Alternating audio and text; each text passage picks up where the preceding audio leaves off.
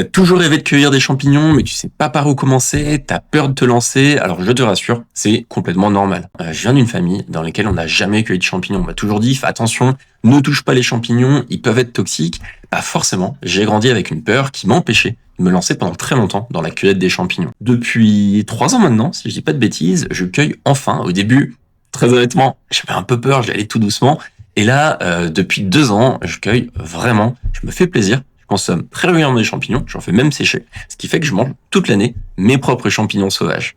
Alors si toi aussi, tu veux te lancer dans la cueillette, tu veux découvrir ce monde absolument incroyable des champignons sauvages, tu es au bon endroit. Avec Joachim Algrin, on a enregistré une conférence inédite pour te faire découvrir les meilleurs champignons de printemps. Alors Joachim Algrin, si tu le connais pas, c'est un mycologue passionné, et surtout passionnant, qui est certifié contrôleur de champignons en Suisse, donc c'est un organisme suisse qui fait passer un examen extrêmement strict à une toute petite élite de personnes qui ont ce fameux grade contrôleur de champignons, c'est-à-dire qu'ils sont légalement habilités à contrôler le panier des cueilleurs de champignons et à dire si les espèces sont comestibles ou pas. Il est aussi formé en mycothérapie et tu verras, c'est quelqu'un qui a une connaissance qui est littéralement encyclopédique. Dans cette conférence, il va te partager tout ce que tu dois savoir pour te lancer dans la cueillette des champignons dès ce printemps. Alors, au programme de la conférence, premièrement, il va déconstruire plein de fausses croyances, plein de mythes autour des champignons. Tu vas voir, malheureusement, on en est rempli. Est-ce qu'on a le droit de toucher les champignons toxiques ou pas? Est-ce qu'il faut couper la base des champignons ou est-ce qu'il faut l'arracher? Il y a plein de choses qui sont fausses autour des champignons et qui peuvent même être carrément dangereuses. Ensuite, deuxièmement, il va t'expliquer pourquoi tu ne dois surtout pas avoir peur des champignons sauvages. Évidemment, il y a des champignons toxiques, il y a des champignons comestibles, mais vraiment, avec Joachim, tu ne risques rien, tu es entre deux bonnes mains et tu vas voir la forêt de manière complètement différente. Troisièmement, il va t'expliquer les règles que tu dois absolument suivre pour identifier, cueillir, transporter, cuisiner, puis même sécher tes cueillettes. En suivant ces règles, tu es absolument sûr que tu vas cueillir le bon champignon, tu le transportes dans de bonnes conditions et que tu vas surtout bien le consommer. Enfin, on est là pour ça. C'est super intéressant intellectuellement de découvrir le monde des champignons, mais c'est encore plus sympa quand on l'a dans l'assiette. Ensuite, quatrièmement, il va te présenter 2 champignons de printemps. Alors, tu l'as forcément vu venir, il va te parler de la morille, qui est évidemment la grande star du printemps. Personnellement, je suis un inconditionnel de la morille. En plus, ça sèche super bien, donc tu vas pouvoir le conserver et le consommer toute l'année. Et vu le prix au kilo, c'est toujours sympa de l'avoir gratuitement. Et ensuite, deuxième champignon, le tricolum de la Saint-Jean. Celui-là, forte chance que tu n'en avais jamais entendu parler. Moi, il y a 3 ans ou 4 ans maintenant, je l'avais cherché et j'ai fait plusieurs sorties et je l'avais cherché autour de moi et j'étais revenu bredouille jusqu'à un jour où je vais nourrir mes poules et je vois un champignon que je connaissais pas qui pousse dans le poulailler et qui pousse en cercle, ces fameux cercles de sorcières. Il est encore un peu jeune, donc je reviens quelques jours après, il commence à grandir, j'identifie Tricolum de la Saint-Georges, qui était pile dans mon poulailler, alors que j'avais passé littéralement des heures à le chercher dans la forêt autour de chez moi. Donc je me suis vraiment fait plaisir, et j'en ai eu des quantités complètement dingues. D'ailleurs, Joachim t'expliquera dans la conférence pourquoi est-ce qu'il pousse en fameux cercle de sorcières. Tu verras, on a longtemps cru que c'était magique. En fait, il y a une explication qui est totalement scientifique. Et ensuite, à la fin de la conférence, il va répondre à toutes les questions que se posent les cueilleurs, qu'ils soient débutants ou alors qu'ils soient un petit peu plus confirmés. Alors, cette conférence que tu vas découvrir dans quelques minutes, c'est une conférence que tout le monde devrait avoir vue, que tu sois simplement curieux, que tu sois déjà un petit cueilleur amateur, que tu cueilles déjà quelques espèces, ou alors que tu sois un cueilleur régulier et que tu sortes très régulièrement le dimanche. Je suis sûr que tu vas apprendre des choses super intéressantes. Je t'en dis pas plus et je vais laisser la parole à Joachim. Tout ce que je peux te dire, c'est bonne cueillette et surtout bonne dégustation.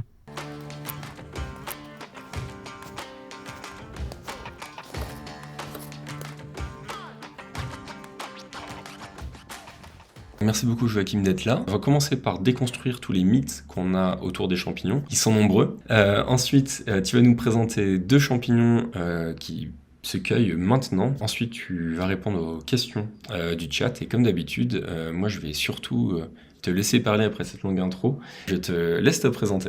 Voilà, merci l'ami. Alors, ouais, bonsoir à tous, bonsoir à toutes. Donc, je m'appelle Joachim. Je vais vous expliquer en quelques mots pourquoi je suis là ce soir pour vous parler de la thématique des champignons. Donc, je suis né dans un petit village des Alpes suisses, ce qui fait que j'ai eu la chance très très tôt d'être entouré par les forêts, par des pâturages et aussi d'avoir un papa qui m'a emmené assez jeune à la cueillette des champignons. Donc, c'est lui qui m'a inculqué le virus, si on veut dire ça comme ça. Il en connaissait pas beaucoup, mais il connaissait quelques espèces de base et puis ça m'a donné envie, petit à petit de continuer, sur ce chemin-là, à me former et très vite donc j'ai entrepris une formation. Il faut savoir qu'en Suisse, on est assez privilégié parce qu'on a une association qui fait en fait, un diplôme, qui organise un examen pour des contrôleurs de champignons. Donc on peut devenir contrôleur de champignons. C'est pas les pharmaciens, par exemple en France, qui s'occupent de ça. En Suisse, ça s'appelle des contrôleurs de champignons. Bref, j'ai pu faire cette formation qui est assez exigeante, qui nécessite de reconnaître, plusieurs centaines de champignons, d'avoir des bases en toxicologie et cetera et ça permet ensuite donc de pouvoir contrôler, les champignons, les récoltes des particuliers, notamment. C'est une activité, souvent bénévole. Et donc ça, c'était, il y a longtemps, quand, j'avais, la petite vingtaine. J'ai continué ensuite à me former, notamment en phytothérapie, donc tout l'aspect plutôt médicinal qui m'a intéressé par la suite et également en mycothérapie. Ça, c'est quelque chose, d'un peu plus, obscur, d'un peu moins connu. On en parlera un petit peu ce soir. Les vertus des champignons. Il faut savoir que pas mal de champignons sont aussi, médicinaux. Et puis, ben, depuis une année, j'ai la chance de collaborer avec Rémi et l'équipe d'APS, donc il en a déjà parlé et j'organise également en Suisse romande des sorties thématiques sur, les champignons, comestibles ou médicinaux et sur les plantes sauvages également. Donc voilà pourquoi je suis là ce soir pour vous parler de tout ça.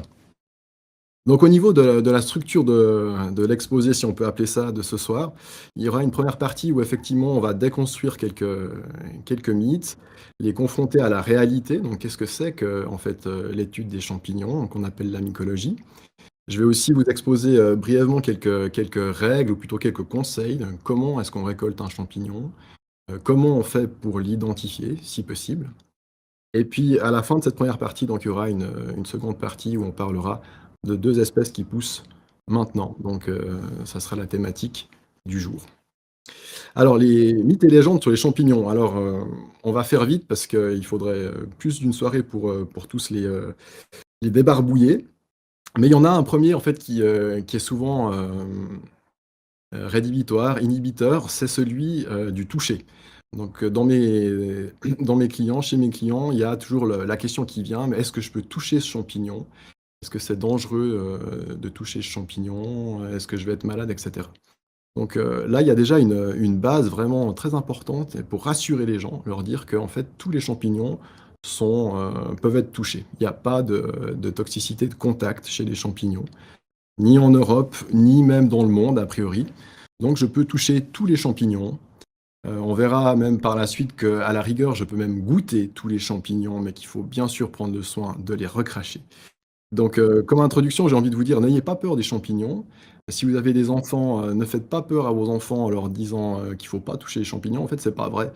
Il faut à la rigueur se laver les mains après, mais, tout comme, après être passé au supermarché. Il n'y a pas plus de danger que ça. Donc ça, c'est le premier mythe, à déconstruire. Ensuite, il y a tout un tas d'idées, au cours des siècles qui sont apparues pour essayer en fait d'expliquer pourquoi certains champignons sont comestibles et pourquoi certains ne le sont pas. Alors on va en voir 2 ou 3 ensemble. Il y en a un qui est assez classique, c'est les gens qui prétendent qu'en fait, tous les champignons qui sont mangés par des animaux sont comestibles. Donc ça, c'est la théorie. Ça résiste pas à la réalité. En réalité, les limaces, par exemple, les escargots, mangent des espèces mortelles comme l'amanite phalloïde, les amanites mortelles et cetera. Donc les animaux sont très friands de champignons. Ils ont parfois un système digestif tout à fait différent du nôtre et donc ça leur permet de supporter des toxines qui sont, totalement, destructrices pour nous. Donc ça, c'est le 1er point. Second point, souvent, vous allez constater quand vous coupez un champignon, il peut y avoir un changement de la couleur de la chair. Donc la chair peut bleuir, par exemple, peut devenir noire ou peut devenir rouge et il y a beaucoup de gens qui pensent que ces changements de couleur sont le signe, soit que le champignon est toxique, soit qu'au contraire qu'il est, comestible. Or ça n'a absolument rien à voir, hein, c'est des réactions chimiques. Pour le bleuissement, c'est notamment une oxydation. Il y a des champignons toxiques qui bleuissent, il y a également des champignons comestibles qui bleuissent. Donc là encore, on peut pas faire la différence sur ce genre de critères. Dernier mythe, le test de la cuillère en argent. Alors ça, c'est un peu plus quelque chose, des temps anciens. Donc on prétendait que Si on mettait une cuillère en argent dans un plat de champignons et qu'elle changeait de couleur, que l'argent noircissait par exemple, c'est qu'on pouvait manger ou qu'on ne pouvait pas manger des champignons. Donc, voilà encore une idée de légende qui tourne autour des champignons. Malheureusement, ça ne fonctionne pas, donc je suis obligé de déconstruire ça, pas à pas. Il y a aucun truc, aucune astuce qui fonctionne réellement en mycologie. Il faut beaucoup de patience en fait et puis en réalité, beaucoup d'observation pour, apprendre à connaître les champignons. Alors justement, qu'en est-il de la réalité? Alors en réalité, on discute déjà sur le nombre d'espèces, on n'est pas tout à fait d'accord sur le nombre d'espèces, hein. On parle de champignons macroscopiques, ceux qu'on peut voir à l'œil nu, il y a encore tous les microscopiques, donc ce soir on se focalise sur les macros. On estime qu'il y a environ 20 000 espèces de champignons en Europe, c'est une estimation, certains disent qu'il y en a plus en réalité. Et sur ces 20 000 espèces, on compte environ 400 espèces de comestibles, 400 espèces de champignons toxiques et 35 mortels. Donc vous voyez qu'en réalité, on est loin du compte. Ça veut dire qu'il en reste 19 000, donc l'écrasante majorité, qui sont a priori ni comestibles, ni toxiques, ni mortels. Donc que sont-ils? Ben, souvent, c'est des champignons qui ont une chair soit trop amère, soit trop piquante, soit très coriace, donc dure comme du bois. Et pour toutes ces raisons-là, ils ne sont pas comestibles. Ou alors, il y a aussi pas mal d'espèces qui sont pas étudiées, qui n'ont pas été étudiées à ce jour et donc on ne connaît pas leur comestibilité. Je me permets de t'interrompre juste pour faire un parallèle qui peut peut-être être intéressant avec les plantes sauvages comestibles. Alors, tu connais le sujet encore bien mieux que moi, mais si ma mémoire est bonne, en Europe, il y a environ une cinquantaine de plantes sauvages comestibles qui peuvent être très toxiques, voire mortelles. Donc, si on fait la comparaison champignons-plantes, il y a à peu près autant, voire plus, de plantes qui peuvent être toxiques que les champignons. Alors, dans l'état actuel, c'est possible effectivement. Après, avec les champignons, on a toujours ce problème que finalement, il y a pas mal d'espèces qui n'ont pas vraiment été testées en laboratoire. Donc, dans l'état des connaissances actuelles, oui, on dira ça comme ça. Donc, en fait, c'était pour vous donner une idée déjà du nombre d'espèces. Donc, personne ne connaît a priori les 20 000 champignons. C'est un monde extrêmement complexe. Je ne les connais pas du tout dans leur totalité, rassurez-vous. Et en fait, ben, on voit qu'on a affaire à un monde euh, où très peu de champignons se mangent. Mais par contre, tous ces champignons ont une importance primordiale dans l'écosystème, dans les biotopes. On en parlera un petit peu tout à l'heure. Il y a des champignons qui tissent des liens particuliers avec les arbres, qu'on appelle des mycorhizes ou des symbioses. Il y a des champignons qui décomposent la matière organique morte, donc sans lesquels en fait nos forêts se transformeraient en gigantesques déchetteries avec une accumulation de branches, de matière organique. Et puis il y a aussi les animaux qui mangent énormément de champignons pour certains d'entre eux. Donc tout ça pour vous dire que ils dépassent largement la simple utilité de les mettre dans d'autres casseroles, même si c'est bien sûr la raison pour laquelle généralement on va cueillir des champignons, c'est bien sûr pour les manger. Voilà, on va en venir à une partie un petit peu plus concrète maintenant de comment est-ce qu'on cueille un champignon. Ça peut paraître un petit peu bizarre, un petit peu basique pour peut-être pour certains d'entre vous, mais en réalité c'est pas si clair.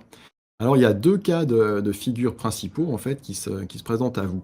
Soit vous êtes totalement sûr du champignon que vous avez devant vous, et dans ce cas-là, ce qu'on fait généralement, c'est qu'on va couper le champignon avec un couteau à la base du pied. Une technique qui permet d'aller assez vite. En revanche, quand on ne connaît pas ou quand on n'est pas sûr de l'identification du champignon, c'est impératif, obligatoire de déterrer, donc de tirer hors de terre délicatement le champignon avec la base de son pied. Pourquoi? Parce qu'en fait, avec la base du pied, on va avoir des indices. La couleur de la base du pied peut être différente, la forme de la base peut être différente, l'odeur peut également nous donner une idée. Et si on n'a pas cette base du pied, ça peut être très compliqué par la suite de déterminer le champignon. Donc ça, c'est vraiment très important, en fait, d'apprendre à déterrer le champignon. Contrairement à ce que beaucoup de gens croient, on va pas tuer le champignon, hein, si on veut généraliser, en fait, il y a une partie souterraine qu'on appelle le mycélium, qui est le réseau racinaire des champignons. Et cette partie-là, elle n'est pas endommagée si on enlève délicatement. Bien sûr, il ne s'agit pas d'arracher, mais de retirer délicatement le champignon hors du sol. Ensuite, combien en on prend de ces champignons? Et ben là aussi, ça va dépendre. Si on est sûr qu'ils sont comestibles, ben, on en prend suffisamment pour son usage personnel. On reviendra plus tard sur l'histoire des quantités. En revanche, si on n'est pas sûr de la comestibilité du champignon, ne me faites pas le coup de ce que beaucoup de mes clients, entre guillemets, font, c'est-à-dire qu'ils viennent au contrôle de champignons avec des paniers remplis et ils vous disent: «Ouais, mais je sais pas ce que c'est». Et vous avez l'amer devoir de leur dire qu'en fait, ce qu'ils ont ramassé, ben, c'est non comestible ou toxique la plupart du temps et ils doivent donc balancer ensuite tout le panier qui est totalement perdu. Donc quand on ne sait pas ce que c'est, on prend 2 ou 3 exemplaires, pas plus, avec la base du pied comme on l'a dit et généralement des exemplaires qui sont suffisamment matures, c'est-à-dire qu'ils ont un bon développement. C'est pas des tout jeunes champignons, par exemple, chez lesquels on n'a pas, tous les critères d'identification, qui vont nous être utiles. Donc simplement 2 ou 3. Ensuite, on va faire contrôler sa récolte ou on les détermine soi-même et puis si on est sûr que c'est bon, on retourne en forêt chercher le reste. Ça, j'insiste vraiment sur ce point. C'est hyper important d'un point de vue, de la biodiversité en fait, du vivant. Donc, on cueille uniquement des individus sains, pas de champignons véreux également. Ça, c'est l'autre coup. Il y a des paniers remplis de cèpes, mais en fait, tous les cèpes sont véreux. Donc, au lieu de ramener ça à la maison, coupez un petit bout de votre champignon en forêt, vous faites une tranche, une coupe, et regardez, s'il y a plein de trous à l'intérieur, c'est un champignon qui est véreux, qui est pas consommable et qui a sa place en forêt. Donc, on cueille que des individus parfaitement sains et matures. Donc, quoi est-ce qu'on met les champignons ensuite? On part avec quoi en cueillette? Donc là aussi, c'est un sujet, ça peut paraître un petit peu bateau, mais il y a encore beaucoup, beaucoup de personnes ils mettent les champignons dans des sacs en plastique. Il faut savoir que c'est totalement dangereux. Le champignon a besoin de respirer et le contact avec le plastique et surtout si le sac est fermé, va faire qu'en fait, il va se décomposer assez vite et qu'à la fin de la balade, vous allez avoir une sorte de soupe de champignons au fond de votre sac et en réalité, il y aura eu des transformations chimiques aussi qui se sont opérées et le champignon va devenir toxique par ce biais-là. Donc on bannit les sacs plastiques. Et on choisit un panier en osier, ça c'est le mieux parce que l'osier, laisse respirer, normalement il y a de l'air qui passe et si possible pas trop, profond. On n'aime pas que le panier soit trop profond et qu'il y ait plein de petits individus qui soient écrasés, au fur et à mesure de la balade en fait. Les sacs en papier, les sacs en tissu sont aussi une possibilité, mais là aussi faites attention, j'ai beaucoup de gens qui viennent chez moi et puis qui me montrent des sacs en fait, où les champignons étaient totalement écrasés par le poids des autres, et vous avez une sorte de soupe de débris au fond du sac. Ça me permet d'aborder un autre point central. Les champignons toxiques ne transfèrent pas leur poison aux champignons comestibles. Donc en théorie, on peut tout à fait avoir dans un même panier un champignon comestible et un champignon toxique, et manger le champignon comestible, sans s'empoisonner. Ça, c'est théorique. Ensuite, en pratique, souvent, comme je vous l'ai dit, à la fin de la balade, au fond du panier, il y a des débris et des petits bouts de champignons qu'on ne peut pas identifier parce qu'ils sont, trop petits et donc nous, par précaution, les contrôleurs de champignons, ce qu'on fait, c'est que s'il y a une espèce mortelle dans un panier, même s'il y a plein de cèpes de girolles dans ce même panier, on met tout à la poubelle. Donc ce que je vous conseille, vraiment, c'est en fait d'avoir 2 récipients. Un sac pour vos espèces comestibles, un sac pour vos espèces, non identifiées ou alors si vous avez un panier, ben, vous mettez une séparation au milieu. Voilà en ce qui concerne le contenant. Il vous faudra un couteau aussi pour aller à la récolte des champignons, éventuellement un couteau à champignons, c'est ces couteaux spéciaux qui ont des petites brosses.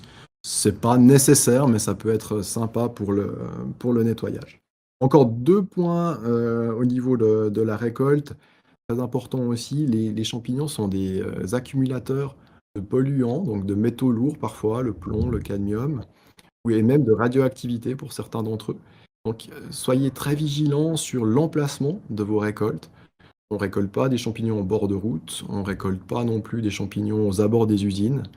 On risque, à ce moment-là de tomber malade tout simplement parce qu'on va accumuler ces substances dans notre métabolisme. Donc faites attention à ça. Et dernier point, avant de ramener votre cueillette à la maison, si possible, mon conseil, c'est de faire un premier nettoyage en fait. Donc enlever la terre, gratter les aiguilles, les feuilles. Ça peut paraître un petit peu, un petit peu basique comme conseil, mais en fait, on arrive souvent à la maison avec une récolte qui est très, très sale. Il suffit d'avoir 2 ou 3 champignons très terreux et ils vont salir également les autres et puis après on passe un temps fou, en cuisine pour récupérer ce marasme. Donc nettoyer vos champignons en forêt, ça permet aussi de laisser, tous les débris et tous les petits animaux en forêt. Voilà pour la rubrique, comment cueillir. Il y en a une autre qu'on va aborder maintenant qui est vraiment liée à celle-ci. C'est en fait, est-ce qu'il y a des règles ou disons une éthique de la cueillette, chez les champignons? Et bien sûr, la réponse c'est oui. Il faudrait vous renseigner idéalement, avant de partir en cueillette sur les législations, donc sur les lois de votre, région. En Suisse, c'est assez réglementé, c'est au niveau cantonal, au niveau des cantons. En France, c'est plutôt communal ou par région, si mes connaissances sont bonnes. Donc souvent, c'est des restrictions au niveau de la quantité à ramasser. Ça peut être 1 kilo par jour et par personne, ça peut être 2. Certaines fois, on vous dit que c'est pour votre consommation familiale. Donc pourquoi on met ces, restrictions? Il faut savoir que la plupart des espèces de champignons sont en diminution, assez drastique pour certaines d'entre elles. Donc ils se font de plus en plus rares et en laisser en forêt permet de les aider tout simplement à se développer et à continuer à croître. Donc ne prenez pas tout. Je sais que c'est, quelque chose d'extrêmement difficile quand on est surtout quand on est débutant et qu'on découvre ses premiers ers cèpes, ses premières morilles. On a envie de tout ramasser.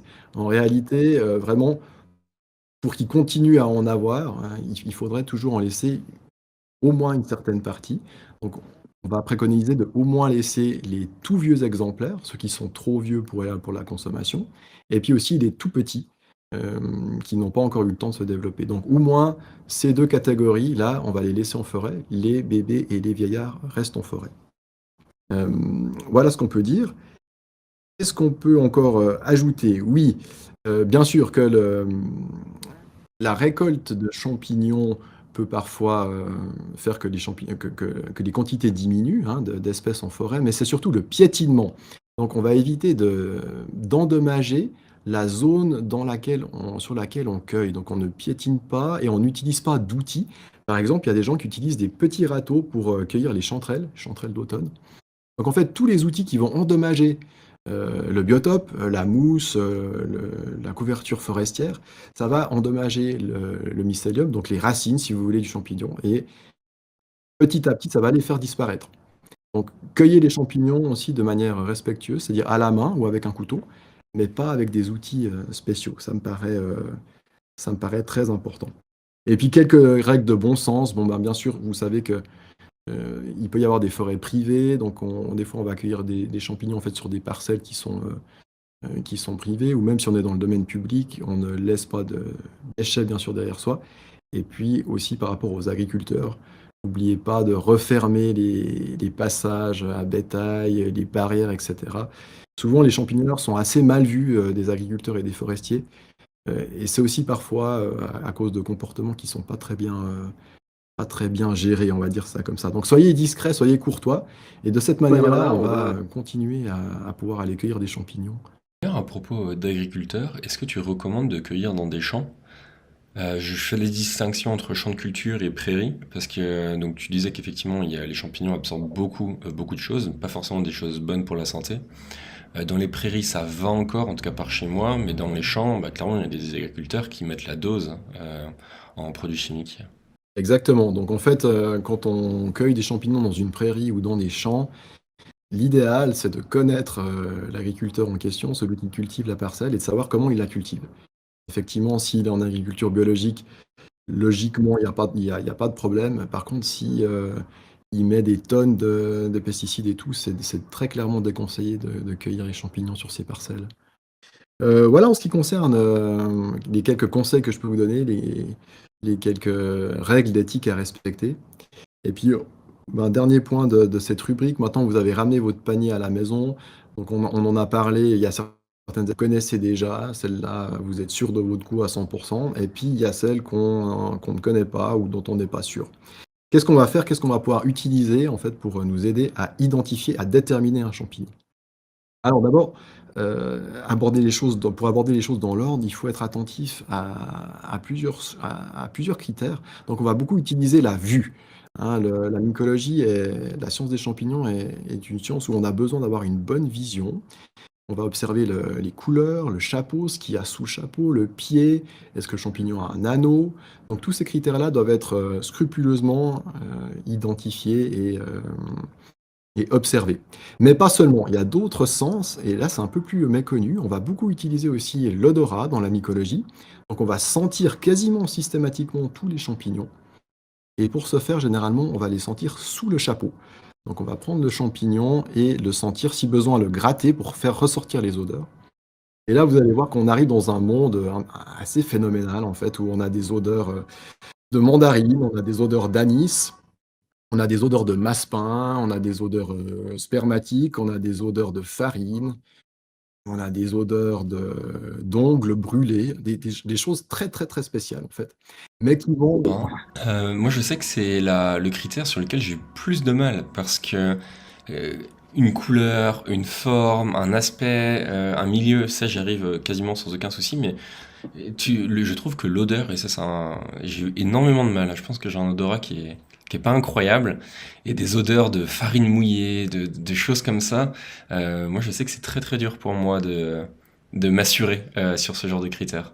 ouais et je pense que tu es pas le seul Rémi, hein, tu as raison, l'odeur, c'est vraiment quelque chose qui peut être assez, difficile au début, mais c'est un sens en fait qui s'exerce comme les autres et au début, ça peut être assez subjectif. On n'est pas forcément d'accord avec ce qu'on va trouver dans les guides de terrain et petit à petit, chemin faisant, vraiment on arrive de mieux en mieux à sentir ces odeurs.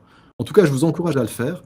Si vous y arrivez pas tout de suite, ben, c'est pas grave, ne vous découragez pas, mais sachez quand même que parfois, ça peut être quasiment, l'unique critère va distinguer un comestible d'un toxique, le critère de l'odeur. Donc c'est quand même très important à maîtriser. Mmh. Hem, Parallèlement à ça, il y a le toucher aussi, toucher le champignon. Il y a beaucoup de champignons qui sont visqueux, gluants sur le chapeau, sur le pied, sur différentes parties, ou alors au contraire qui peuvent être un peu rugueux ou qui peuvent avoir des petites verrues sur le chapeau comme certaines amanites. Donc le toucher permet de voir ces choses-là aussi et ben, en dernier lieu, le goût. Le goût, effectivement, c'est important, surtout dans certains genres de champignons comme les russules, genre très compliqué, où en fait on va goûter. Alors, qu'est-ce que ça veut dire goûter? On va prendre un petit bout, vraiment un petit fragment du chapeau du champignon et on va le mâchouiller, on va le déposer sur sa langue pendant une vingtaine ou une trentaine de secondes et ça va nous permettre en fait de déterminer si le champignon a une saveur douce, âcre, piquante, amère. Mais dans tous les cas, on recrache. Donc il y a pas de: «Ah oui, c'est doux, j'avale, tiens, c'est bon». Ça, c'est évidemment, le truc vraiment à ne pas faire. Donc, si vous voulez prendre ce risque de goûter, vous êtes le bienvenu, mais s'il vous plaît, n'oubliez pas de cracher parce que sinon ça peut vraiment, provoquer des sérieux ennuis, quoi. C'est une russule ou une amanite toxique que tu m'avais fait goûter? Je pense que je t'ai fait goûter une russule la dernière fois, Russule. qui était piquante ou, Très pas pimentée. piquante? Ouais, c'était ça alors. D'accord. Donc, on peut avoir des fois des mauvaises surprises, hein, avec la saveur. Mais là aussi, ben, voilà, sachez que parfois c'est un peu le critère qui va nous aider à déterminer un champignon. Donc utilisez vos 4 sens. L'ouïe, on ne l'utilise pas beaucoup en termes de détermination de champignons, mais c'est le seul sens qu'on va mettre de côté. Également, souvenez-vous, essayez de vous souvenir, ça c'est souvent quelque chose qu'on oublie, où vous avez récolté le champignon. Est-ce que c'était sous un sapin? Est-ce que c'était sous un chêne? Est-ce que c'était dans un champ? Ça, en fait, savoir déterminer le biotope de pousse du champignon, c'est hyper important aussi. Donc une fois que vous avez fait tout ça, eh bien, ça va peut-être déjà vous donner une idée. Si vous en avez toujours pas pour l'identification, il va y avoir différents outils que vous allez pouvoir utiliser. Un outil qui est très à la mode, c'est, les applications mobiles, donc qui vous permettent de déterminer un certain nombre de champignons. On prend une photo et puis ensuite l'application se charge de vous dire quelle espèce c'est et si on peut la manger ou non. Alors, j'ai encore, contrôlé, aujourd'hui, l'état des choses, actuelles. Donc actuellement, ces applications mobiles, qu'elles soient gratuites ou payantes, elles ne fonctionnent pas.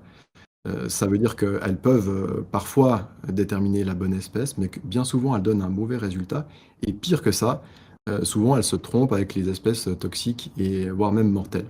Donc chaque année, il y a maintenant des accidents de plus en plus nombreux, hein, d'ailleurs avec l'ingestion de champignons toxiques et certains de ces accidents sont purement dus à, en fait, une confiance aveugle dans ces applications mobiles.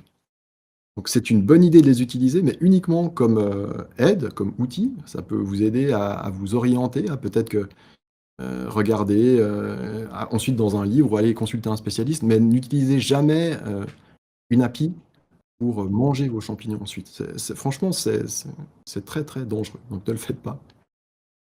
Au-delà de l'application mobile, il y a tout un nombre de guides. Alors ça, c'est plutôt, ma tasse de thé, les guides de terrain. Donc il y a des livres, dont des livres extrêmement, sérieux, extrêmement complets, des livres qui sont faits pour les débutants, où il y a moins d'espèces. Je vous encourage quand même à en acheter un ou 2. Il n'y a pas besoin d'avoir une librairie, une bibliothèque complète de guides de terrain, mais un ou 2 ouvrages de référence, ça va vous aider parce qu'il y a des photos ou parce qu'il y a des aquarelles et surtout parce qu'il y a des textes, hein. Et là, j'insiste, c'est pas parce que le champignon ressemble à la photo du guide que le champignon, que vous l'avez identifié, en fait. Il faut qu'au niveau du texte, ça tienne la route. Donc la description du chapeau, du pied, des lames, et cetera, ça doit être concordant. Sinon, ça fonctionne pas.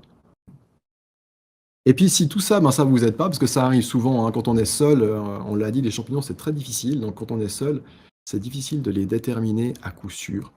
Donc il vous reste le joker, ce que je vous conseille de faire, c'est-à-dire d'aller voir un spécialiste. Ce spécialiste, donc en Suisse, c'est des contrôleurs en champignons. En France, c'est souvent des pharmaciens qui ont reçu une formation sur les champignons. Malheureusement, il arrive aussi qu'il y ait des pharmacies qui n'y connaissent rien du tout. Donc à ce moment-là, je vous conseille d'aller vers des sociétés mycologiques, c'est-à-dire des sociétés qui étudient les champignons. Et ça, il y en a en fait dans toutes les grandes villes de France, de Belgique aussi. Et c'est des gens qui vont pouvoir vous renseigner, qui vont vraiment pouvoir vous apprendre aussi, si vous êtes intéressé, à reconnaître les champignons.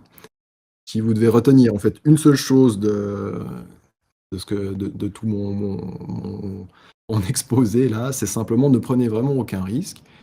Il ne faut pas non plus avoir excessivement peur des champignons, mais sachez qu'il y a des accidents mortels quand même chaque année. Donc si vous n'êtes pas sûr, eh ben, vous ne consommez pas. C'est aussi simple que ça. Voilà, donc là, on a fini la première partie sur les légendes et sur l'introduction. Je sais pas s'il y a des questions déjà en rapport avec ça ou si on bascule sur les champignons Alors, de printemps. il y a 3 ou 4 questions là-dessus, donc je vais te les poser en attendant. Première question de Zosores, désolé si je le prononce mal, ça fait 2 fois que je le prononce, j'espère que c'était bon les 2 fois.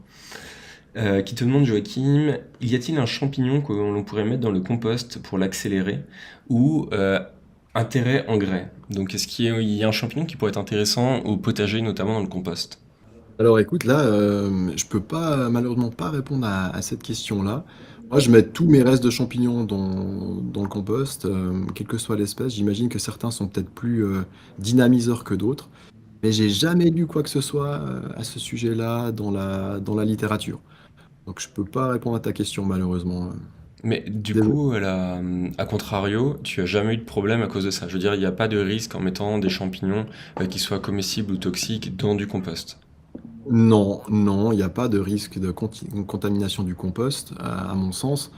Il y a même pas mal de gens, il me semble, qui compostent les restes de substrat. Donc, quand on fait des cultures de champignons, ce qui va rester après la pousse du champignon, c'est aussi compostable, hein. Donc, Alors, Nadège, je crois que je connais la réponse, qui te demande est-ce que les champignons qui sont sur les arbres sont comestibles? Et ça, j'ai l'impression que c'est un mythe urbain, on est d'accord, hein, il y a des toxiques qui poussent sur les arbres. exactement, ouais, ça, c'est de nouveau ces tentatives de classer en fait le monde des champignons. Ça, on aimerait beaucoup avoir des règles aussi simples que ça. Et sur les arbres, il y a des champignons comestibles, certains sont toxiques et la grande majorité d'entre eux sont non consommables. Parce qu'on a beaucoup d'espèces linicoles qui sont dures comme du bois, en fait, qui vont vraiment avoir la consistance du bois, hein. Donc là, il faut apprendre à les reconnaître également sur le bois. Alors, question de Jeanne qui te demande est-ce qu'il y a des champignons comestibles dans les prairies? Et si oui, est-ce que tu as quelques espèces assez communes dans les prairies comestibles? Oui, alors il y a de nombreux comestibles dans les prairies. Il y en a un notamment qui est ramassé largement en France et dans toute l'Europe qu'on appelle le rosé des prés, donc qui est le cousin sauvage du champignon de Paris, qui a des magnifiques lames roses sous le chapeau et qui pousse dans les pâtures. Souvent les pâtures d'ailleurs avec amendées par des chevaux. Ils préfèrent ce fumier-là que d'autres animaux. Donc ça c'est un exemple parmi d'autres, mais il y a aussi des lépiotes, il y a aussi des mousserons, des marasmes. Beaucoup de champignons qui poussent en réalité dans les prairies. OK, merci Rémi. Donc on va parler maintenant, des champignons, enfin de 2 espèces de champignons. Des champignons, printaniers, donc qu'on trouve actuellement, si vous avez de la chance, vous pouvez en trouver autour de chez vous. Ça me permet de faire aussi une brève parenthèse par rapport à, la question qu'on me pose souvent, c'est-à-dire: «Mais, quand c'est qu'il faut aller aux champignons? C'est quoi la bonne période pour aller aux champignons?» Alors il faut savoir qu'on trouve des champignons toute l'année, notamment sous les climats méditerranéens, on peut vraiment avoir des champignons même en hiver. En règle générale, on a quand même une période de pause, c'est-à-dire, les mois de janvier-février sont des mois généralement où il ne pousse pas grand-chose, à part des champignons justement qui poussent sur le bois, qui eux, ils peuvent généralement pousser toute l'année. Ensuite, il vient le printemps, donc on va en parler maintenant. Le printemps, il y a quand même pas mal d'espèces qui apparaissent, mais c'est souvent des espèces assez, difficiles à trouver, parfois rares et surtout qui se camouflent bien. Donc le printemps, c'est une saison assez compliquée pour les débutants en champignons parce que, il y a pas beaucoup d'espèces. Les espèces très réputées comme la Maury, dont on va parler juste après, Ouais, heu, c'est vraiment très, très est une réputé. espèce qui est recherchée par tout le monde en fait et les gens gardent jalousement leur savoir à ce sujet-là. Et puis après vient l'été, avec les orages d'été, là on commence à avoir un sacré cortège vraiment d'espèces donc juin, juillet, août peuvent être des très bons mois pour aller à la recherche de champignons et ben, l'apogée bien sûr de la saison, c'est septembre, octobre, novembre. C'est là où on va avoir le plus grand nombre d'espèces et c'est là où le débutant, même le novice complet, peut aller en forêt et trouver des cèpes, des girolles parce qu'il y a une abondance en fait, selon les conditions météo bien sûr, qui permettent de trouver, ces espèces-là. Donc on va parler des champignons printaniers, donc plutôt rares, plutôt discrets. Donc si vous les avez jamais vus, ben, c'est pas étonnant. Ceux peut-être déjà, certaines les connaissent déjà, tant mieux. On va commencer par le plus connu, c'est la Maury. Donc, on va parler dans cet exposé plutôt d'une espèce de Maury qu'on appelle la Maury conique ou la Maury noire. Il faut savoir qu'on n'est pas tous d'accord, enfin les spécialistes, des moris sont pas tous d'accord pour savoir combien il y a d'espèces de moris en réalité. Certains disent qu'il y en a plusieurs, dizaines, d'autres centaines, d'autres pensent qu'en fait il y en a beaucoup moins. Donc on n'est pas tous d'accord sur ce sujet-là. En fait, je vais vous dire sincèrement, pour l'amateur ou pour le cueilleur de champignons, ça change rien du tout parce que toutes les morilles ont la même comestibilité. On discutera tout à l'heure. Mais on va parler ici plutôt de la morille donc conique, Morchella deliciosa en latin, et qui est un champignon donc, comme je l'ai dit tout à l'heure, que beaucoup de gens recherchent. Donc c'est un champignon un peu légendaire qui a d'ailleurs provoqué un certain nombre de légendes. Je vous en donne juste une. Beaucoup de gens, certaines personnes croyaient en tout cas que quand on avait vu une morille, elle s'arrêtait de pousser. Donc en fait, quand on avait vu ce champignon, il y avait une légende qui voulait que le champignon arrête son développement et puis, voilà, comme s'il avait une sorte de volonté, propre. Bien sûr, c'est faux, hein, la morille continue à pousser si elle a les conditions nécessaires à son développement. Une légende qui est moins fausse, qui est peut-être même vraie pour certains, c'est que les morilles, c'est vraiment des champignons, assez précieux et certains vieux champignonneurs et même certains plus jeunes ont beaucoup, beaucoup de peine à donner ou à partager l'emplacement de leur, station à Maury et certains, l'ont probablement emporté dans leur tombe. Donc ça, c'est un peu moins, joyeux, mais c'est vrai qu'il y a parfois chez les champignonneurs cette culture du secret. Cette culture de vraiment de ouais, ouais, de garder à soi ses propres coins et ben, la Maury, c'est souvent le cas parce que c'est un champignon qui vaut cher, environ 100 € le kilo, ça se négocie et qui est extrêmement savoureux, donc tout le monde, aimerait bien en trouver, en avoir. Voilà, donc je vais essayer maintenant, ben, de vous donner quelques indices par rapport à déjà, à quoi elle ressemble et puis ensuite où la chercher pour, peut-être si vous êtes motivé ces prochaines semaines, aller en nature et puis, tenter votre chance. Donc on va, commencer à projeter un certain nombre de photos. Olivier, si tu veux bien projeter la photo camouflage, numéro 1. Pour vous montrer, alors j'ai pas pris la plus difficile parce que je voulais quand même que ça se voie, mais bon, j'imagine que tout le monde voit les morilles à l'écran. Ça vous donne une idée du biotope et du, camouflage.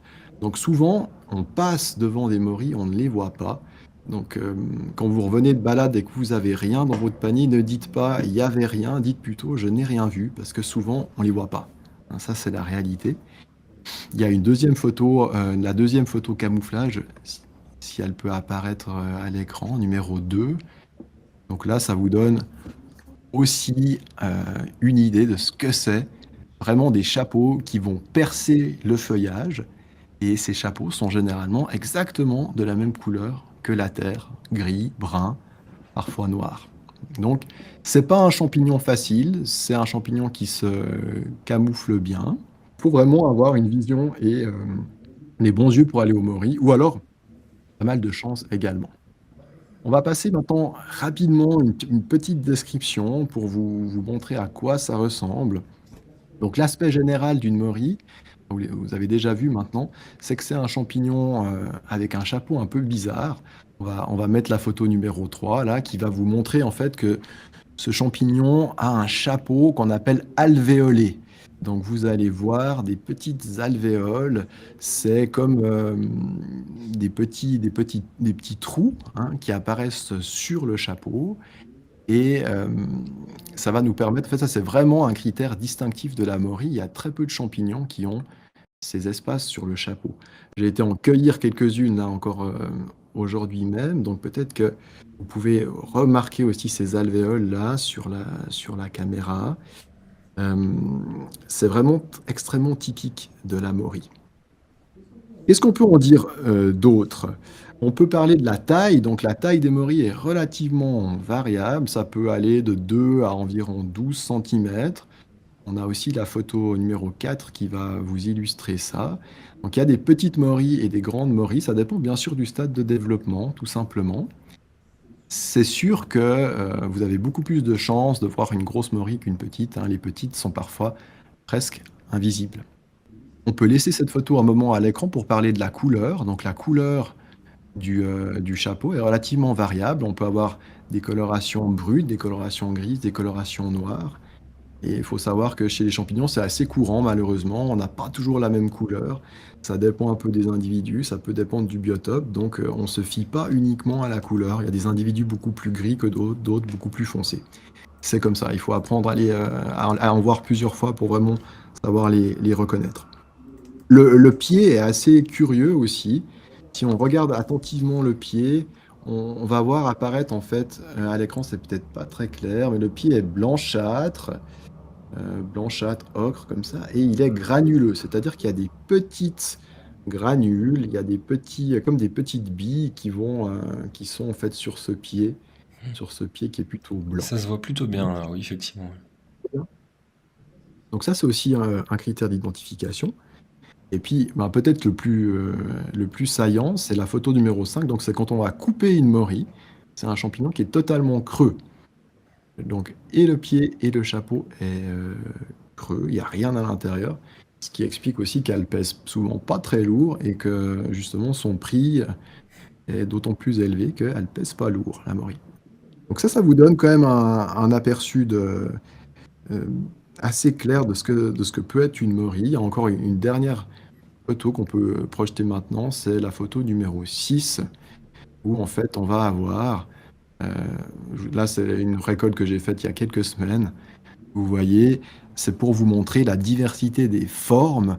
Il y a des morilles qui sont très pointues, donc avec une forme conique, certaines sont plutôt arrondies, euh, certaines penchent, d'autres sont bien droites, il y a des grises, des brunes, donc là encore une variation, et c'est assez polymorphe comme champignon. Mais faut pas vous inquiéter, c'est tous des morilles. On parlera tout à l'heure des sosies toxiques parce qu'il y en a, mais là pour le moment on se concentre sur cette description de morilles. La chair a une odeur assez agréable qui est assez indéfinissable. Certains disent que ça rappelle du miel, peut-être. En tout cas, c'est pas une odeur qui est désagréable. Elle devient désagréable par contre avec l'âge. Donc les vieilles morilles sont assez nauséabondes. Et quand ça sent mauvais, quand une morille sent mauvais, ben c'est qu'il faut la laisser sur place. Malheureusement, vous êtes arrivé trop tard. Dernier point par rapport à la description, donc c'est un champignon qui est grégaire, c'est-à-dire qui souvent pousse en groupe, en troupe. Donc quand vous en trouvez une, comme sur la photo là du camouflage qu'on avait vu, la première photo, ça veut souvent dire, pas tout le temps, mais très souvent, qu'il y en a d'autres. Donc faites très attention quand vous voyez une morille, il faut pas sauter dessus si on veut bien et écraser tout ce qu'il y a à côté, parce qu'il y a de fortes chances qu'il y ait d'autres exemplaires à côté. Voilà, on a passé à la partie descriptive de la morille. Maintenant, je vais essayer de vous expliquer dans des grandes lignes où ça pousse et quand ça pousse. Alors, quand? Ben, quand, c'est toujours une question un petit peu particulière parce que bien sûr, ça dépend d'où vous habitez. Si vous habitez le sud de la France, la Belgique ou les Alpes, c'est pas du tout la même chose. Donc, d'une manière très globale, dans les climats chauds, on va voir apparaître la morille dès la fin du mois de février, la morille conique. Et en altitude, on peut l'avoir jusqu'à mi-mars, jusqu'à fin juin. Ça va dépendre aussi de votre exposition, si vous êtes exposé sud, si vous êtes exposé nord. Donc tout ça, c'est très difficile en fait à donner des choses précises parce que ça va dépendre vraiment de votre environnement à vous.